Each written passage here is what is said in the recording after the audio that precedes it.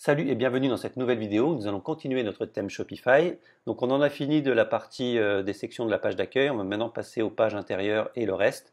On va déjà commencer par les pages classiques. Donc ça se passe dans Template et vous avez ici un page.liquide. De base, nous avons juste un H1, donc là on est bon, et une div qui va contenir le contenu de notre éditeur. Donc pour faire simple, on va ici aller ouvrir une autre page. On va aller dans boutique en ligne, page, on va en créer une. Page, peut-être du style mention légale. Ici, on va mettre un lorem ipsum, lorem ipsum. Donc info texte, hop.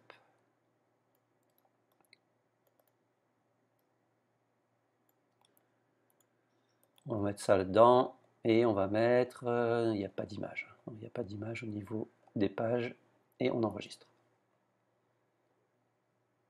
On va aller l'afficher. On va la mettre plutôt dans le menu. Au niveau du pied de page,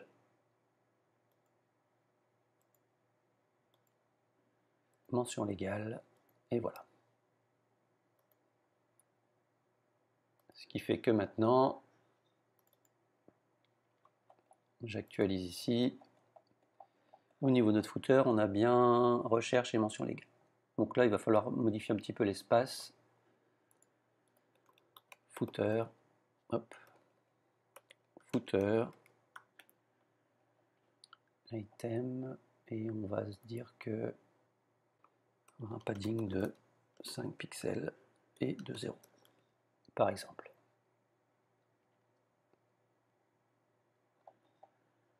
Alors ça n'a pas marché, hop.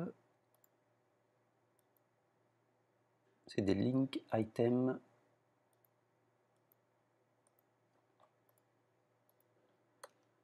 Link item.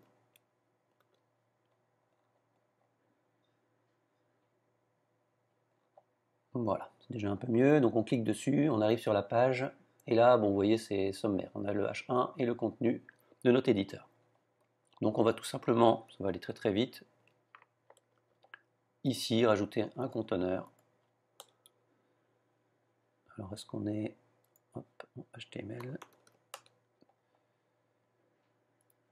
div, container, hop, et on va mettre ça à l'intérieur. Et on voit que maintenant on a un joli espace. Et lorsqu'on actualise, on voit que c'est bien centré. Donc ce qui serait idéal aussi, c'est de mettre un breadcrumb, donc un fil d'Ariane. Donc ce qui est assez sympa, c'est que, hop, breadcrumb, liquide, Shopify. On voit qu'ici, on nous propose certaines choses, donc on peut se servir de ça et de prendre carrément le code qui est ici. Hop, on le prend, on va aller dans Snippet, on va en créer un snippet, donc là ça va être notre premier snippet, qu'on va appeler breadcrumb.liquide. Et on va coller tout ça. Au niveau de notre page, ici on va mettre un hop, include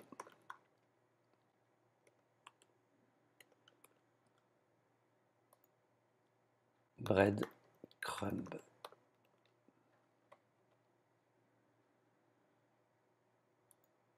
Et on a bien ici notre breadcrumb. Donc là on est sur Home, mention légale. On va prendre ça, on va se mettre en CSS. Donc là on est sur grid, featurette collection, product.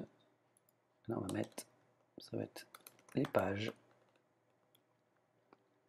breadcrumb, la margine bottom de spacing.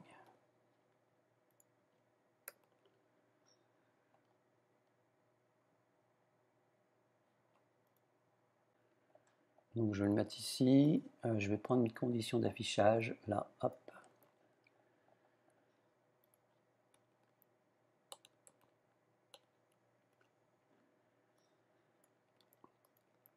Ici, ça va être un display none, parce que par défaut, sur mobile, on n'en a pas besoin. Et là, un display block. Comme ceci. Voilà, donc sur mobile, on n'a rien. Et sur desktop, hop, c'est comme ça, et on va faire hop. Et là, on l'a.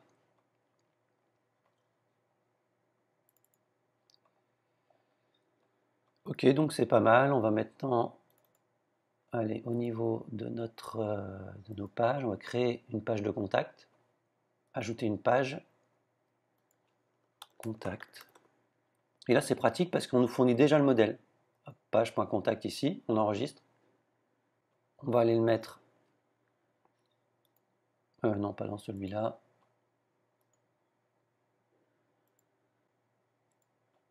Page contact.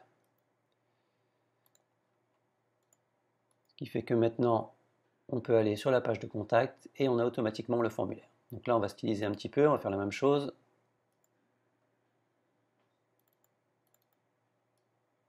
Hop. On va prendre ça. On n'a pas besoin du breadcrumb. Hop. Page.contact.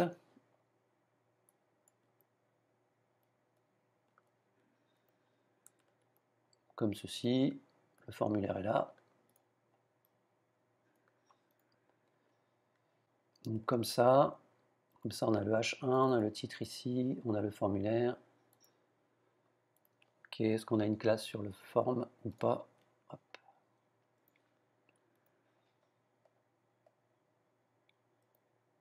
Form, on a un ID et on a classe contact form, donc c'est bon. On va se servir de ça. CSS, page, contact form. Et on va dire que ça va être un display. On va dire que ça va être un display flex. Ça va être un ligne item de center et un flex direction colonne.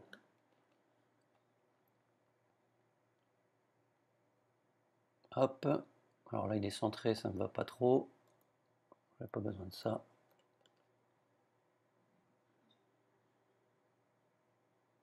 Voilà, donc comme ça c'est pas mal. Alors on va dire que le label, non pas le label, on va dire que les inputs en général.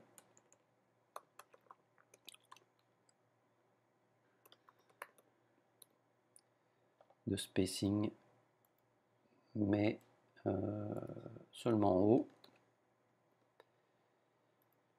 et divisé par 2.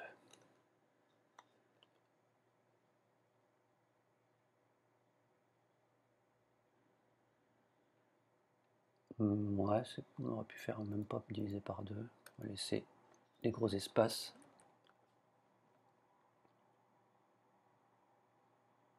Comme ça. Voilà, c'est peut-être un peu trop. Hop, hop. Et on va le mettre ici, divisé par 2.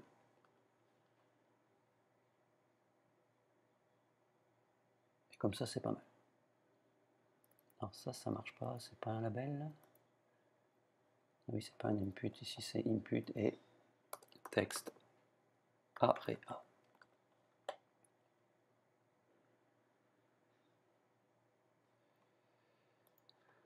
Les labels, on va faire un texte transform uppercase.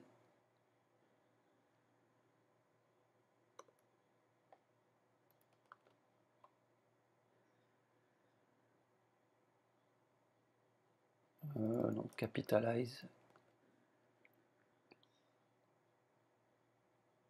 Voilà. Et le send ici, classe BTN. Et voilà. Donc pour tout ce qui est .btn,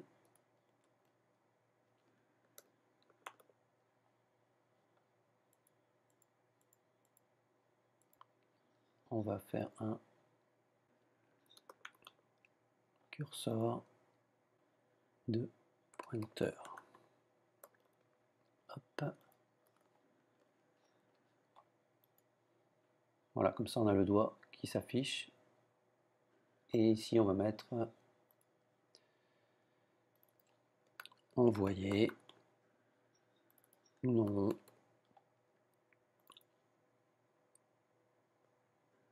email, téléphone. Là encore une fois, il faudrait le traiter en traduction, message. On clique ici, on fait des tests. Hop, not found, page are looking is not exact. Là, ça ne fonctionne pas parce qu'il nous demande un challenge. Nous, on n'en veut pas. Donc, ce qu'on va faire, c'est qu'on va aller dans paramètres. Non, je crois que c'est dans paramètres ici.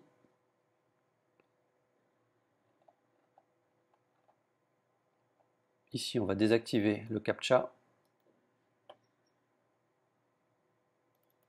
On revient, on se remet ici. On essaie de valider. Il dit email is invalid. Donc là, hop.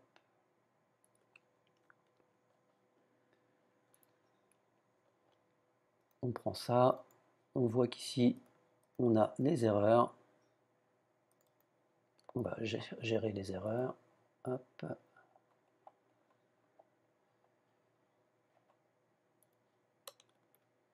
Point error. On va dire que ça va être un border de 1 pixel solide.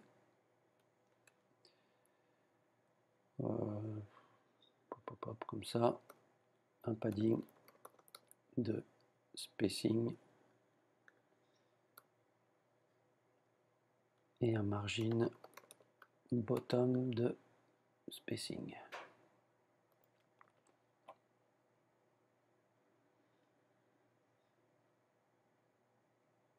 Je réactualise et on voit qu'on a email is invalid. Donc il faudrait peut-être mettre quelque chose de ici red et color red. Si j'actualise, on voit que le message est un petit peu plus parlant en rouge. Donc les inputs aussi, on va pouvoir contact form,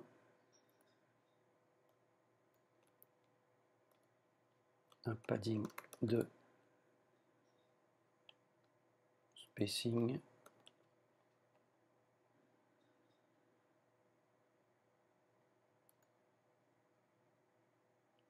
oh, c'est un petit peu trop gros.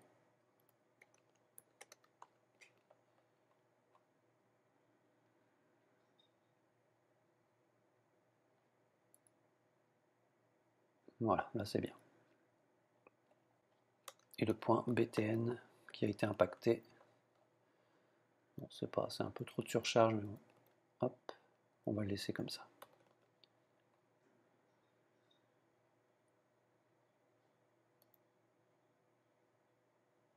Voilà. Donc là, on est pas mal. On a notre formulaire de contact, on a nos gabarits de page. Et dans la prochaine vidéo, on parlera de la page collection. Voilà, c'est tout pour cette vidéo. N'oubliez pas de vous abonner à la chaîne et d'activer la petite cloche. À bientôt.